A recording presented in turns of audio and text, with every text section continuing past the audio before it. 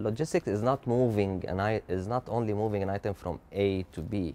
It's more strategic. If we wanted to make an objective out of a lot of the this, lectures which we've had had been more practical rather than just sheer academics. Bravo. Bravo. Yes, the optimization for the transport, the optimization for the supply chain. What this program taught me is how to be more logical, have more a structured program, to be more efficient in humanitarian operations.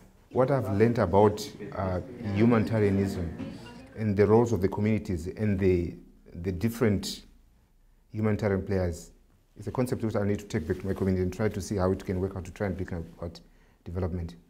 Lean Six Sigma, LLS course was, for me, it was priceless. It was one of the tools that, I mean, for me, it transformed the way that I do business. It transformed me that how can be innovative. It transformed me, it gave me the tools that how to think differently.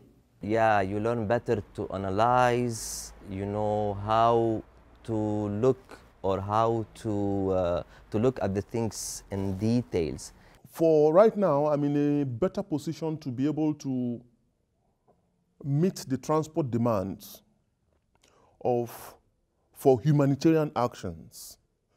There are lots of surprises for me in this program, but one of them maybe was about Roy Williams last. You realize that on the other side of the checkpoint there are people desperately in need.